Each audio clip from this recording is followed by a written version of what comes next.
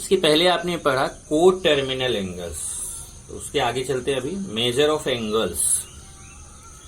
Angles को major करने के लिए अगर आप देखो तो इसके पहले आपको एक सिस्टम मालूम है, degree measure, sexagesimal system, degree measure, ये आपको पहले से ही मालूम है। एक न्यू सिस्टम यहां आपको सीखने को मिलेगा, सर्कुलर सिस्टम, रेडियन मेजर। तो डिग्री में तो आप मेजरमेंट करते आए हैं, अब यहाँ पे रेडियन आप सीखेंगे। तो सबसे पहले डिस्कस कर लेते हैं कि डिग्री मेजर क्या होता है, रेडियन मेजर क्या होता है, फिर दोनों में फर्क करेंगे। तो पहला हेडिंग आपका क्या है, डिग्री मेजर। तो डिग्री मेजर क्या रहता है, जरा उसको आप समझिए। जैसे देखिए आपका ये इनिशियल रे हो गया। इनिशियल रे जब वन टाइम रोटेट होगा, टोटल वन रोटेशन, तो कितने का एंगल बनता है, 360 डिग्री का। तो आप देखिए ये जो रे है, इनिशियल रे, ये रोटेट हो गई और ये टर्मिनल रे के फॉर्म में आ गई। उसी वन पूरा रोटेशन जो है एक बार पूरा रोटेट होके आ गई, तो फिर यहाँ पे कितने का, 360 डिग्री का एंगल बनता है। अब ये जो 360 है ना, ये जो 360 डिग्री का एंगल है, इसके 360 पार्ट्स कर दीजिए टोटल। कितने पार्ट्स, 360। मैं नहीं कर सकता, पर सपोज करेंगे कि इसके 360 पार्ट्स हो गए, हुआ नहीं है, फिर भी मान के चलते 360 पार्ट्स हो गए। तो ये 360 डिग्री के 360 पार्ट्स कर दीजिए। तो जो वन पार्ट रहेगा ना एंगल का, उस पार्ट को बोला जाता है 1 डिग्री। मतलब ऐसा समझ में आ रहा है ना कि इसके पूरे 360 पार्ट्स कर दिए। 360 पार्ट्स करने के बाद उसका जो एक छोटा सा पार्ट आपको मिलेगा वो 1 डिग्री बोला जाएगा। इसीलिए डिग्री मेजर के लिए यहाँ पे अगर आप देखेंगे तो डिग्री मेजर को बोलते हैं 1 rotation angle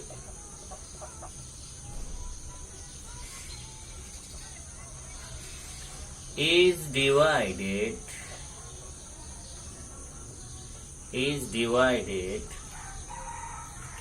into 360 equal parts. कितने इक्वल पार्ट्स, 360 और इक्वल पार्ट्स, ध्यान रखना, 360 equal parts. Then each part is called 1 degree। इसमें कोई कंफ्यूजन आपको नहीं होना चाहिए कि जब 360 है, 360 डिग्री है, इसका 360 पार्ट कर दिया, 360 डिग्री है, इसके 360 पार्ट्स कर दिए, तो आपको 1 डिग्री तो आने वाला है। तो 1 rotation angle is divided into 360 parts and then 1 part is called 1 degree। इसको दूसरे टाइप से बोले तो ऐसे बोल सकते हैं 1/360th part of 1 rotation is called 1 degree.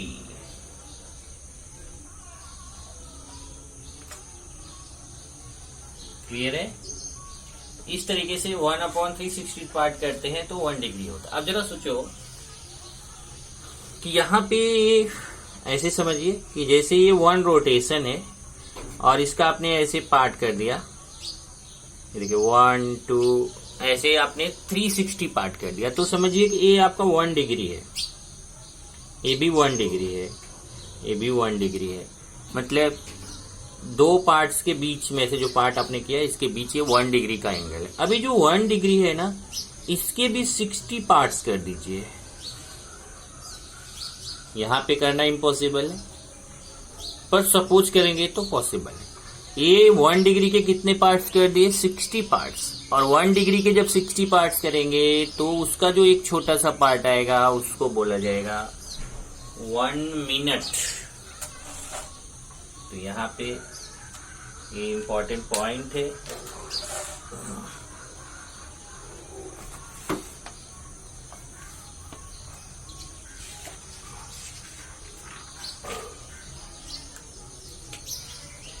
divide 1 degree to 60 equal parts. 1 degree to 60 equal parts, that is 1/60th part of 1 degree is called 1 minute. ये देखिए 1 मिनट का साइन, ऐसे डैश 1 डैश, इसको बोलेंगे 1 मिनट। इस तरीके से 1 डिग्री को जब आप 60 पार्ट में डिवाइड कर दीजिए तो जो उसका एक पार्ट मिलेगा उसको बोलेंगे 1 मिनट। अब ध्यान रखना जो टाइम वाला मिनट है वो डिफरेंट है, और यहाँ पे जो मिनट सेकंड आएगा वो डिफरेंट है। ये पार्ट्स है, ये एंगल का पार्ट्स है, और वो क्या रहता है, वो टाइम रहता है। Divide 1 minute to 60 equal parts, that is 1/60th part of 1 minute is called 1 second। ये देखिए सेकेंड को ऐसा डबल डैश लगाएंगे। तो अभी क्या किया आपको समझाया कि जैसे पहले ऐसे समझिए,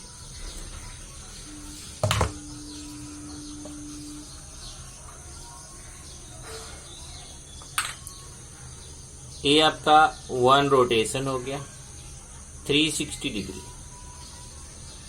इसके आपने पार्ट्स कर दिए 360 पार्ट्स, तो ये जो 1 पार्ट है ये 1 डिग्री हो गया। अब इसके भी आपने 60 पार्ट्स कर दिए। अब यहाँ मैं 60 पार्ट्स नहीं कर पा रहा हूँ, तो ऐसे आप सपोज करो 60 पार्ट्स कर दिए, तो जो इसका 1 पार्ट रहेगा उस 1 पार्ट को बोला जाएगा 1 मिनट। ये जो 1 डिग्री है, इस 1 डिग्री के 60 पार्ट्स कर दो, तो उसका जो 1 पार्ट होगा उसको बोला जाएगा 1 मिनट। और ये जो 1 मिनट है इसके फिर 60 पार्ट्स कर दो, उसका जो छोटा सा 1 पार्ट मिलेगा उसको बोला जाएगा 1 सेकेंड। तो आप समझ सकते हैं कि 1 सेकेंड बहुत ही छोटा पार्ट होता है। क्लियर है? तो ये जरा डिग्री, मिनट और सेकेंड है, उसको समझ लीजिए।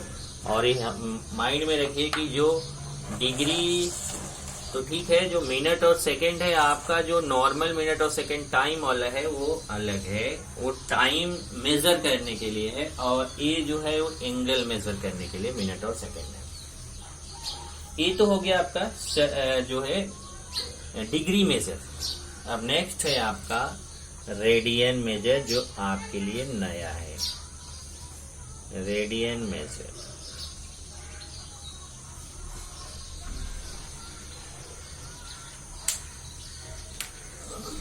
तो रेडियन मेजर में देखिए क्या है। In this system the unit of measurement of angle is radian. अब रेडियन होता क्या है, उसका डेफिनेशन क्या है, उसको जरा देखिए।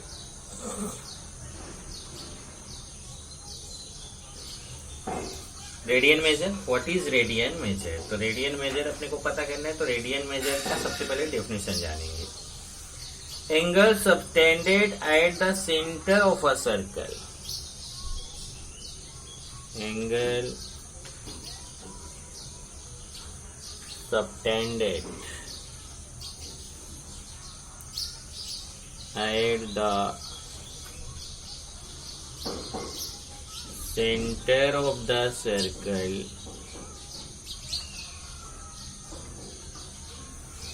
by an arc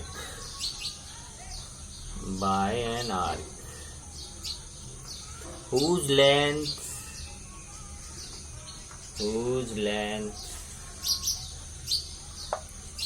is equal to the radius is called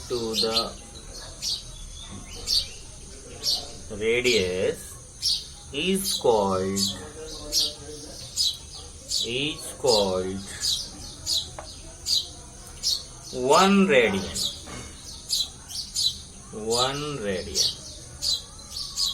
और इसको ऐसे 1 लिख के ऐसा ऊपर C लिख देते हैं, छोटा सा पावर में C, इसको रेडियन पढ़ते हैं, 1 रेडियन। अब इसको जरा समझो आप डायग्राम से कि 1 रेडियन होता क्या है। जैसे देखिए एक आपका रेडियन मेजर, या इसका एक नाम क्या है, सर्कुलर मेजर। इससे समझ में आ रहा है कि वहां पे सर्कल बनाना है अपने को।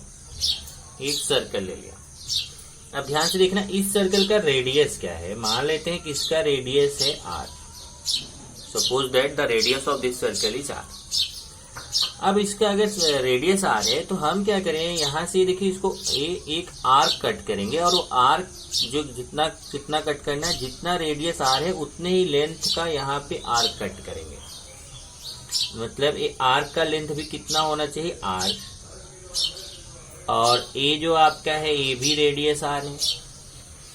तो इसका मतलब समझ रहे हैं कि ये रेडियस तो इक्वल होते ही है, ये जो लेंथ ऑफ आर्क है ये भी रेडियस के इक्वल है। यहाँ अब आप पढ़ेंगे समझ में आएगा। Angle subtended at the centre of the circle, देखिए ये एंगल है centre of circle, by an arc, एक आर्क है, आर्क को मैं नाम दे देता हूं AB, by an arc whose length is equal to the radius. मतलब ये जो आर्क का लेंथ है ना वो रेडियस के इक्वल होना चाहिए। रेडियस इज कॉल्ड 1 रेडियन, तो इसको हम बोलते हैं 1 रेडियन। तब यहाँ पे जो सेंटर पे एंगल बनेगा ये क्या होगा, 1 रेडियन। क्लियर है क्या होना चाहिए, जितना रेडियस होना चाहिए सर्कल का उतना ही लेंथ ऑफ आर्क लेंगे, तो फिर ये आपका सेंटर पे जो एंगल बनेगा वो हमेशा कितना बनेगा, 1 रेडियन। ओके, ये है डिफिनीशन ऑफ रेडियन मेजर। अब इसमें आप समझ सकते हैं कि अगर हम रेडियस चेंज करते जाएं, सर्कल जैसे छोटा बनाए चाहे बड़ा सर्कल बनाए, अगर आप ये और बड़ा सर्कल बनाते हैं या इससे छोटा सर्कल बनाते हो तो भी जो है रेडियन का जो डेफिनेशन है उसमें कोई चेंज नहीं। रेडियन जो है वो सेम रहेगा, उसमें कोई चेंज नहीं है। जितना रेडियस लो उतना ही उसका लेंथ ऑफ आर्क ले लो, तो हमेशा आपको 1 रेडियन का एंगल बनेगा। अब इसको चेक करने के लिए यहाँ पे क्वेश्चन है कि रिलेशन क्या होता है, relation between radian and degree और रेडियन में क्या रिलेशन होता है वो अपने को पता करना है। तो इसमें एक थ्योरम है आपकी बुक में, अगर आप देखेंगे the radian so defined is independent of the radius of the circle. जब भी जैसे आपको बताया कि उसमें क्या है कि एक क्वेश्चन कर रहा है कि आगे जो ये इसका जो रेडियन एंगल होता है वो सर्कल के रेडियस पर डिपेंड नहीं होता है, और ये अपने को थ्योरम में प्रूफ करना है। तो चलिए थ्योरम पे चलेंगे। अभी theorem relation between degree and radian, ये फर्स्ट पॉइंट है। और सेकंड पॉइंट है आपका कि जो रेडियन होता है कांस्टेंट एंगल होता है, रेडियस पे डिपेंड नहीं होता, सर्कल के रेडियस पे डिपेंड नहीं होता है। तो थ्योरम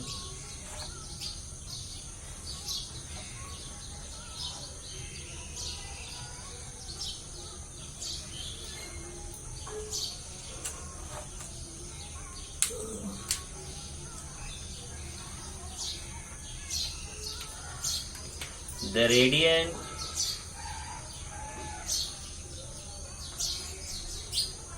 is constant angle.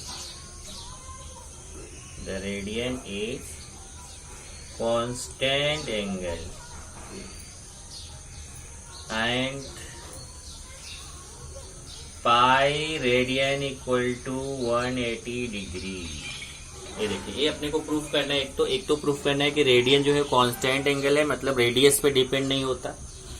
और दूसरा ये दिखाना है कि pi radian equal to 180 degree होता है। तो इसके लिए पहले डायग्राम पर चलेंगे।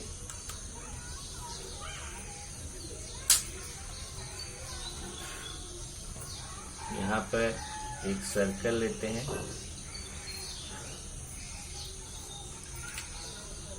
सेंटर ओ, एक रेडियस ले लिया ओ ए, और इसका जो रेडियस है वो आर मान लेते हैं। Suppose radius of this circle is are.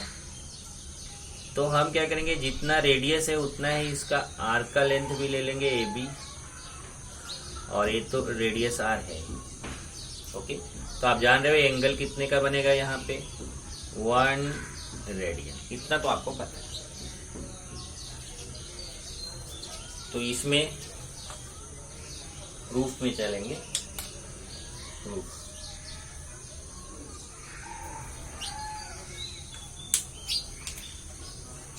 Late in figure there is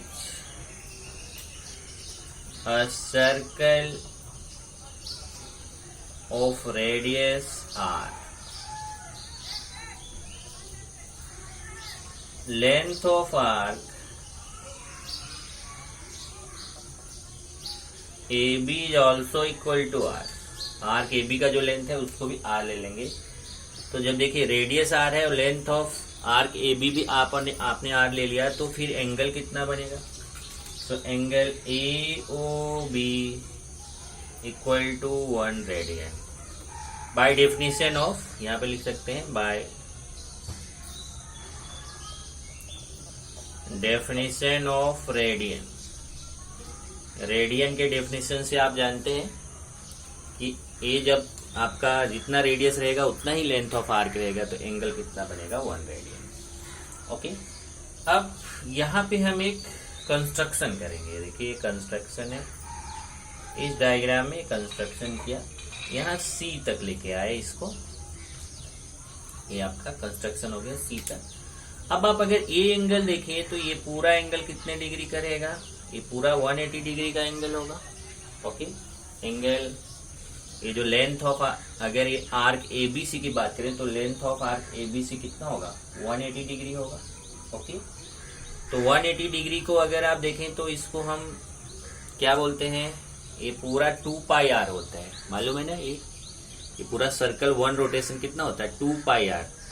तो ये उसका हाफ हो जाएगा, 2 पाई आर अपॉन 2। ओके, तो चलिए अभी क्या है, देखिए आपने ये इसमें मैथ्स में क्या पढ़ा है, पहले इसमें लिख लेते हैं, draw OC as COA। OC ऐसा ड्रॉ करिए COA जो है कोलिनियर हो जाए। So angle, so length of arc, so length of arc ABC equal to कितना होगा, 180 डिग्री। ओके, 180 डिग्री, और 180 डिग्री को अगर आप बोले तो आप इसको 2 पाई भी बोलते हैं, नहीं 2 पाई तो बाद में बोलेंगे। अभी ये कितना है, 180 डिग्री है। Okay, length of arc is कितना, ये तो इतना लेंथ पर, ये तो आपको पता है ना, ये मेजर ऑफ आर्क कितना होगा, 180, क्योंकि टोटल 360 होता है, 180 ऊपर हो गया, 180 नीचे हो गया, तो लेंथ ऑफ आर्क ABC कितना हो गया, 180 डिग्री। क्लियर। अब आप जानते हैं सिंस मेजर्स, मैं पहले बता देता हूं कि जो एंगल जो होता है वो आर्क, एंगल और आर्क के बीच क्या रिलेशन होता है, प्रोपोर्शनल का रिलेशन होता है। मतलब जैसे जैसे आप एंगल चेंज करेंगे वैसे वैसे उसका आर्क भी चेंज होगा। अगर आप एंगल बढ़ाते जाएंगे आर्क भी बढ़ता जाएगा। तो since measures of the angles at the center of a circle are proportional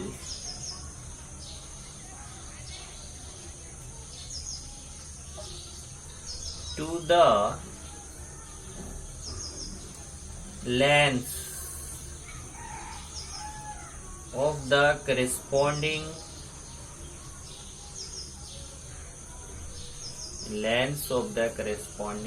arcs। मतलब ये जो एंगल होता है आर्क के जो प्रोपोर्शनल होता है, आर्क के लेंथ के प्रोपोर्शनल होता है। समझा दिया आपको। इसका मतलब प्रोपोर्शनल होने का मीनिंग क्या हुआ कि रेशियो सेम होगा, कि मतलब एंगल का ये वाला एंगल और ये वाले एंगल का रेशियो उनके आर्क के रेशियो के इक्वल होगा।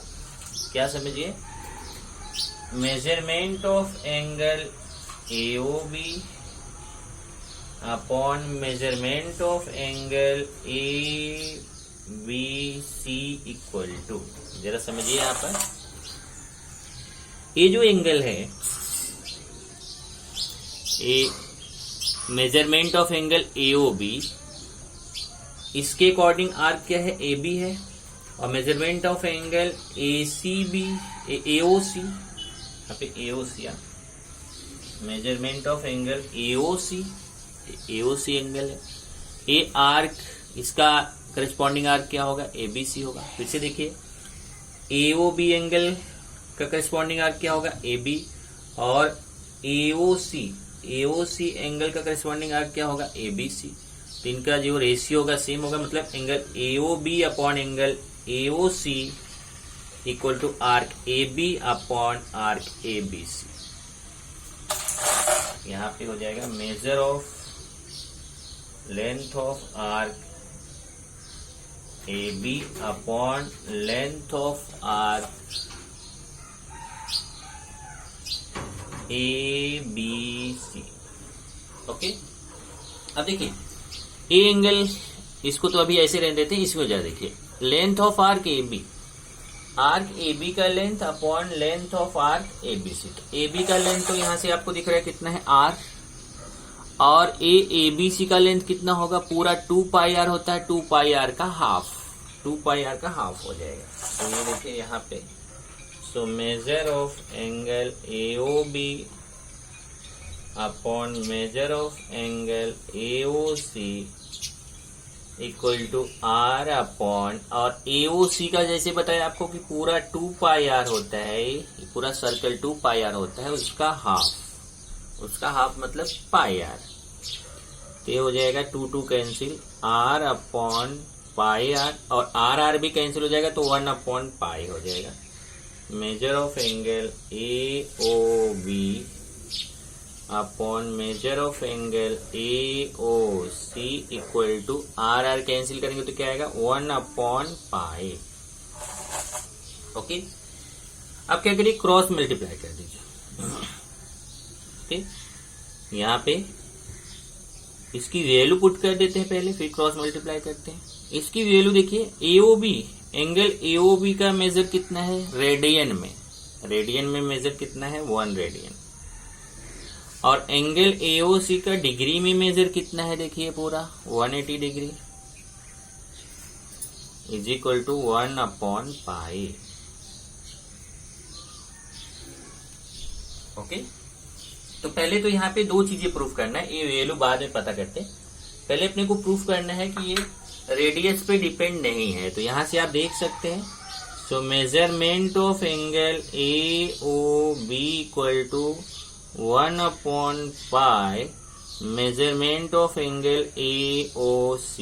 ये देखिए एक आंसर ये आया, ये समझा कैसे हुआ, उधर जाके मल्टीप्लाई कर दिया, M एंगल AOC उधर जाके मल्टीप्लाई हो जाएगा। तो यहाँ measurement of angle AOB equal to 1 upon pi measurement of angle AOC। इसका मतलब क्या हुआ कि यहाँ कहीं रेडियस आपको दिख रहा है, नहीं ना, रेडियस कैंसिल हो चुका है। मतलब रेडियस आप कितना भी लो, इस पे डिपेंड, इसके एंगल AOB पे कोई भी फर्क नहीं पड़ेगा। आप रेडियस 10 लेंगे तो भी वो कैंसिल हो जाएगा, 5 लेंगे तो भी कैंसिल हो जाएगा, मतलब रेडियस पे डिपेंड है ही नहीं। इसका मतलब क्लियर हो गया। हेंस अब इसको रेडियन इज कांस्टेंट एंगल, ये कांस्टेंट समझा ना, कांस्टेंट एंगल, कि जब रेडियस पे डिपेंड ही नहीं है एंगल एओबी, देखिए एंगल एओबी यही तो 1 रेडियन है, तो ये जब रेडियस पे डिपेंड नहीं है तो इसका मतलब ये कैसा हो गया, कांस्टेंट एंगल हो गया। आगे क्या है, अब पता करेंगे कि इसमें वैल्यू पुट करेंगे। एओबी मीन्स क्या होता है, 1 रेडियन, ये देखिए एओबी का मतलब क्या हुआ, 1 रेडियन इक्वल टू 1/पाई इंटू एओसी कितना है, डिग्री में जरा ले लेते क्योंकि डिग्री और रेडियन में रिलेशन फाइंड कर रहे हैं। तो एओसी डिग्री में है कितना है, देखिए एंगल एओसी पूरा 180 डिग्री है, और पाई को इधर डिवीजन में पाई इधर लाएंगे मल्टीप्लिकेशन में, तो pi radian equal to 180 degree. ये देखिए ये रिलेशन हो गया, pi radian equal to 180 degree.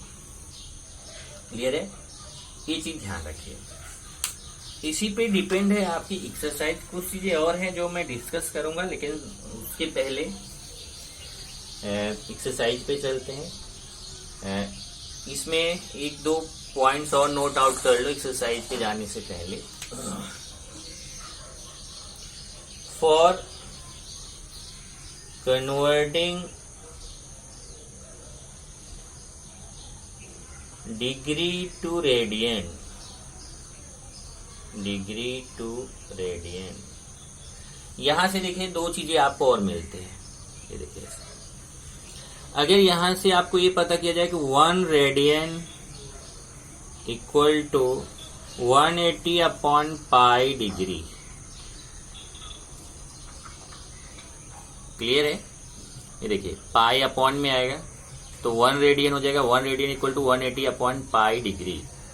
और अगर 1 डिग्री पता करते हो, 1 डिग्री, तो ये 180 अपॉन में आएगा, 1 डिग्री यहां से तो 180 अपॉन में आएगा, 1 degree equal to pi upon 180 radian, pi upon 180 radian.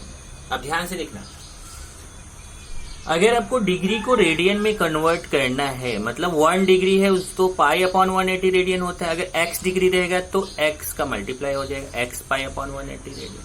तो वही है, for converting degree into radian multiply by pi upon 180। अगर आपको डिग्री से रेडियन में चेंज करना है तो आपको पाई अपॉन 180 से मल्टीप्लाई करना है। इसको याद कर लीजिए, क्वेश्चन में यूज होगा। फिर से, for converting degree to radian, degree से रेडियन में कन्वर्ट करना है तो आपको पाई अपॉन 180 से मल्टीप्लाई करना है। ऐसे यहां से देखिए, अगर आपका रेडियन है, जैसे 1 रेडियन है 180/पाई, तो अगर x रेडियन पूछा जाए तो x इंटू 180/पाई हो जाएगा। तो for converting radian to degree, अगर रेडियन को आपको डिग्री में चेंज करना है, radian to degree multiply by 180/पाई। यहां पे आप रेडियन लगा सकते हैं, यहां पे डिग्री लगा सकते हैं। तो इसको याद कर लीजिए, क्योंकि क्वेश्चन में ये जो चैप्टर है ना, इसमें ये दोनों पॉइंट सबसे ज्यादा इंपॉर्टेंट है। अगर आपको डिग्री को रेडियन में चेंज करना है तो पाई अपॉन 180 से मल्टीप्लाई करना है, और रेडियन से डिग्री में चेंज करना है तो 180/पाई से मल्टीप्लाई करना है। ओके, अब इसी पे डिपेंड है आपका एक्सरसाइज। बहुत सारे एग्जाम्पल्स आप दिए देखेंगे पेज नंबर, टेक्स्ट बुक में पेज नंबर 6-7 पे कुछ एग्जाम्पल्स दिए गए हैं। वो एग्जाम्पल्स आपको खुद से करने चाहिए। अगर वो एग्जाम्पल्स आप खुद से करेंगे तो एक्सरसाइज आपको इजी हो जाएगा। या जैसे मान लो मैं एक्सरसाइज करा रहा हूँ, एक्सरसाइज के क्वेश्चंस करा रहा हूँ, तो आपको उसी के देख के वैसा ही आपको एग्जाम्पल्स खुद से करने चाहिए।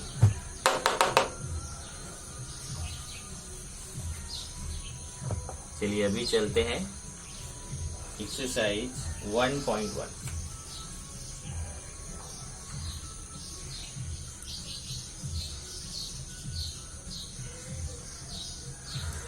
Exercise 1.1 question 1।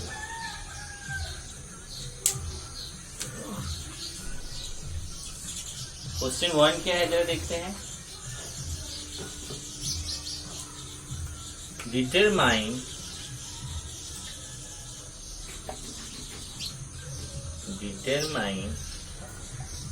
which of the following pairs of angles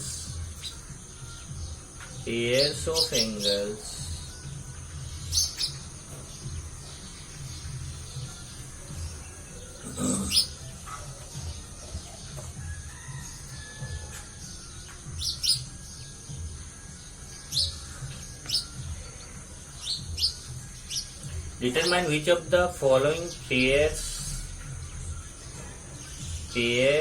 of angles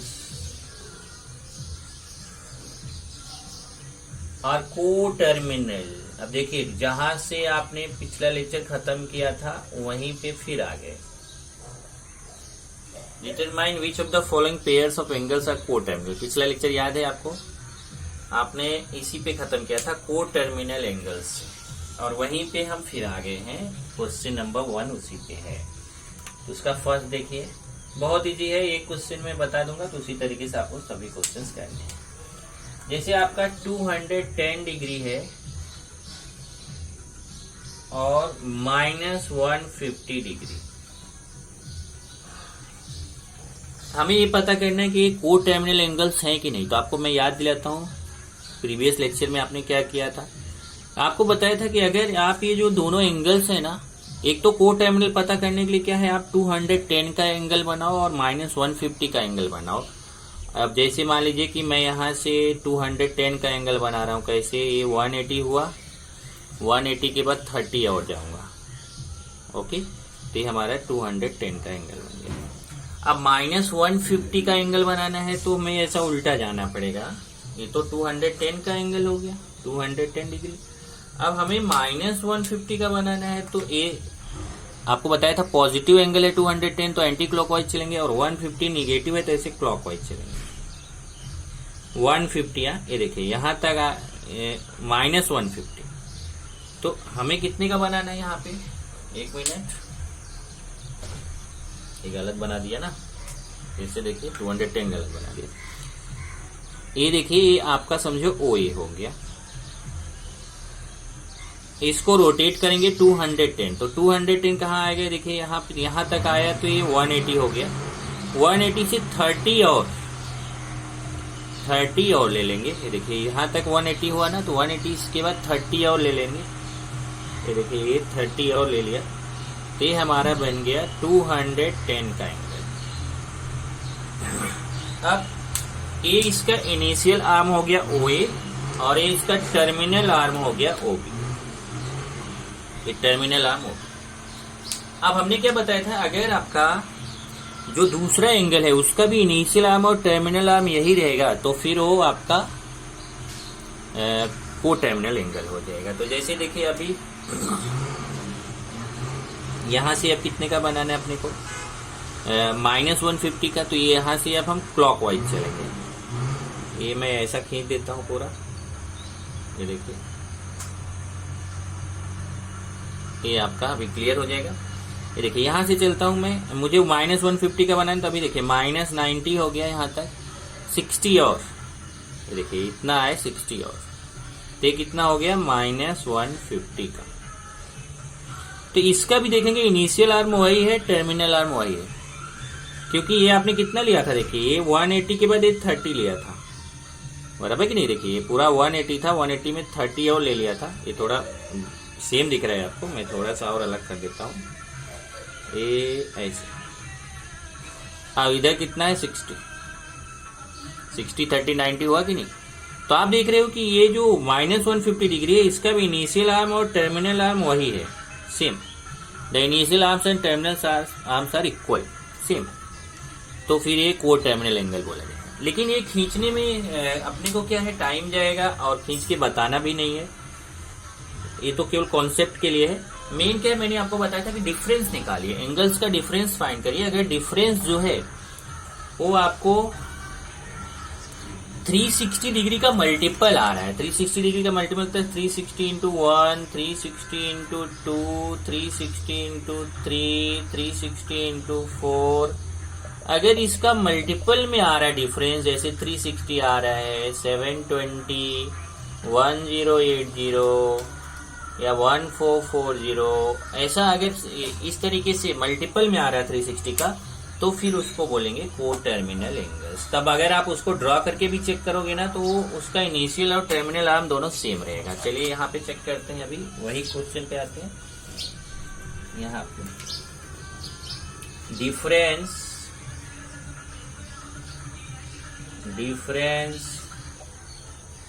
between angles के बीच का डिफरेंस फाइंड करेंगे, तो ये हो जाएगा। इसमें ध्यान देना, जब डिफरेंस आप फाइंड करते हो तो जो ग्रेटर रहता है उसको पहले लिखा जाता है, जो लेस रहता है उसको बाद में। जो बड़ा एंगल रहेगा उसको पहले, जो छोटा एंगल उसको बाद में। तो 210 को पहले लिखेंगे, 210 माइनस, फिर माइनस 150। 210 में माइनस 150 को माइनस करेंगे, ये हो जाएगा 210 प्लस 150। कितना आ गया? 360 डिग्री। और 360 डिग्री को हम ऐसे लिख सकते हैं 1 इंटू 360 डिग्री। तो 360 का मल्टीपल हो गया कि नहीं? Which is multiple of 360, which is multiple of 360 degree. और जब मल्टीपल ऑफ 360 डिग्री हो गया, हैंस द एंगल्स, अब इसमें चाहे ये दोनों एंगल्स लिख दो कौन से, या फिर बेस्ट है कि the given angles, hence the given angles are co-terminal angles।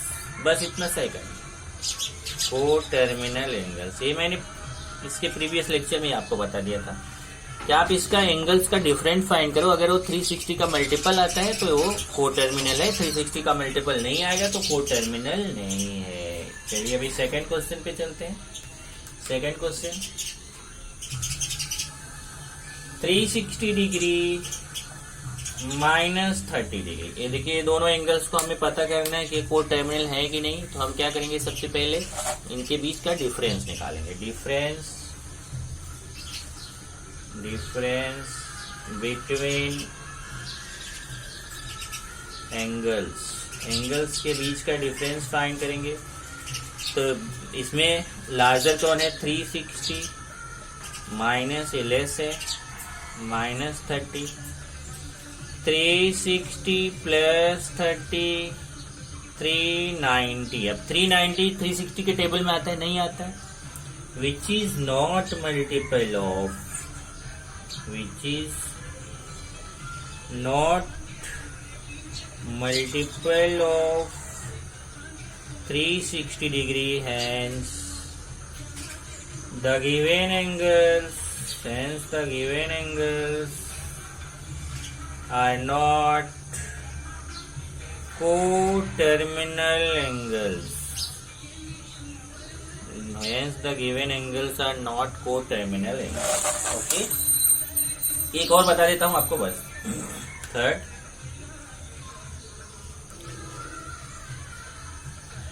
Minus 180 540, minus 180 degree 540 degree. चलिए डिफरेंस फाइंड करते हैं। डिफरेंस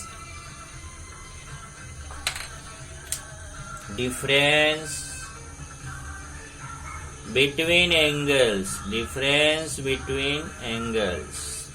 के बीच का डिफरेंस निकालेंगे। अब इसमें ग्रेटर कौन है? 540।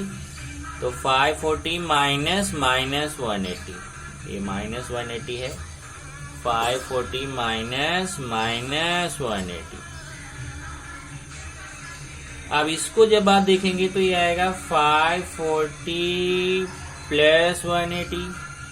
इसको प्लस करते हैं, कितना आएगा? 0 2 720। अब 720 का मतलब 2 इंटू 360, 2 में 360 से मल्टीप्लाई करेंगे 720 आएगा। Which is multiple of 360, hence the given angles are coterminal angles. Coterminal angles, तो अभी मुझे लगता है कि आप इजीली फाइंड कर सकते हैं कोटर्मिनल एंगल्स ऐसे। इसमें कुछ और दिए गए हैं आपकी बुक में, अगर देखेंगे तो ये मैं आपको दिखा रहा हूँ। ये देखिए, जैसे आपकी बुक में मैंने 3 बताया, देखिए -405 675, तो 675 में इसको माइनस करेंगे ऐसे, देखिए इसको माइनस करेंगे इसको। अगर वो 360 के मल्टीपल का कुछ आपका आंसर आता है तो फिर उसको बोलेंगे वो कोटर्मिनल एंगल्स है। और अगर 360 का मल्टीपल नहीं, इसे आप चेक करके ऐसा मल्टीप्लाई करके आप क्या करो ना, आप 2 into 360 करके रखो कितना आता है, ऐसे 3 into 360 करके रखो कितना आता है, 4 into 360 करके रखिए, 5 into 360 करके रखिए, 6 into 360। तो आपको एक पता रहेगा, जब आपके पास वो टेबल रहेगा 360 का, तो आपको खुद ही पता चल जाएगा कि जो नंबर आ रहा है वो 360 के टेबल का है कि नहीं। अगर 360 के टेबल का है तो आपको लिखना है कि कोटर्मिनल एंगल्स है। अगर 360 के टेबल का नहीं आएगा, इधर जो नंबर आएगा ये वाला नंबर, तो फिर उसको बोलेंगे वो कोटर्मिनल एंगल्स नहीं है। क्लियर है? इस तरीके से ये आपका 1.1 का फर्स्ट क्वेश्चन। अब 1.1 के सेकंड क्वेश्चन के लिए अगर आप चले तो सेकंड क्वेश्चन भी इजी है। सेकंड क्वेश्चन क्या है? Question number 2।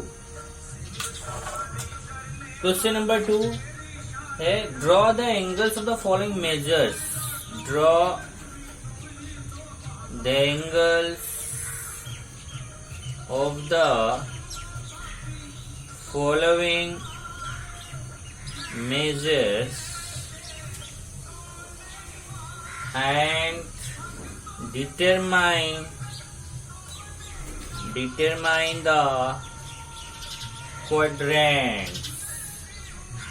determine the quadrant। अब देखिए ये भी आपको इसमें होमवर्क दूंगा, एक क्वेश्चन बता के 2 क्वेश्चन बता देता हूं आपको। जैसे फर्स्ट है आप -140 डिग्री। अब जैसे -140 डिग्री का आपको एंगल बनाना है, तो आप यही एक चीज हमेशा ध्यान रखिएगा कि अगर प्लस में एंगल रहेगा तो आपको एंटी क्लॉकवाइज चलना है, और माइनस में रहेगा तो आपको क्लॉकवाइज चलना है।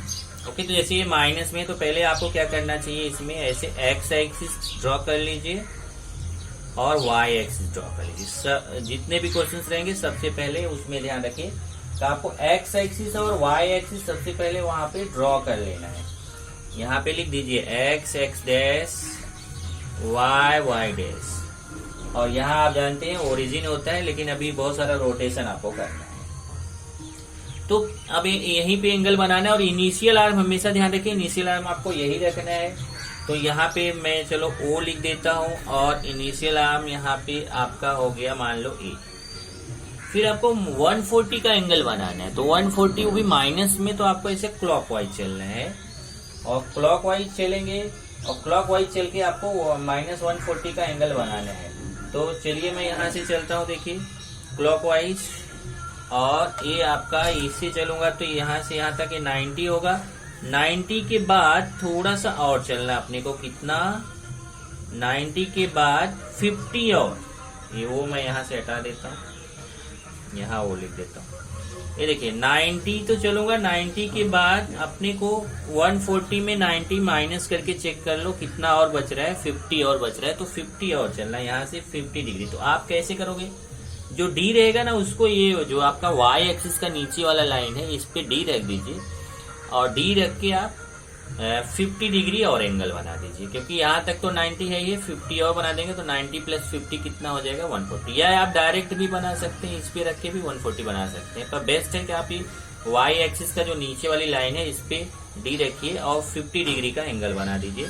50 डिग्री का एंगल बनाएंगे। अब ये कितना था, देखिए ये आपका 90 और ये 50, तो टोटल कितना हो गया -140 डिग्री, और यहाँ आपका हो गया बी, ये -140 डिग्री। ओके, इसी तरीके से अगर आप को एक और मैं बता देता हूँ, जैसे मान लीजिए आपको बनाना है कितने डिग्री का एंगल, 945। चलिए बड़ा मैं ले लेता हूँ, ये आपका 945, ये 5th क्वेश्चन है आपका, 5th क्वेश्चन है 945 डिग्री का। तो कैसे, बस ये केवल डायग्राम ही बनाना है, इसमें कुछ आपको लिखना नहीं है, केवल डायग्राम बनाना है और ये बताना है कि कौन से क्वाड्रेंट में आ रहा है, तो आप वो बता दीजिए। ये है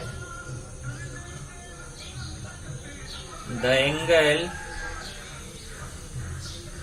-140 डिग्री इज इन, कौन सा क्वाड्रेंट, देखिए ये फर्स्ट क्वाड्रेंट होता है, सेकंड होता है, थर्ड होता है, फोर्थ होता है, इन थर्ड क्वाड्रेंट। कौन से क्वाड्रेंट में आ रहा है? थर्ड क्वाड्रेंट में आ रहा है।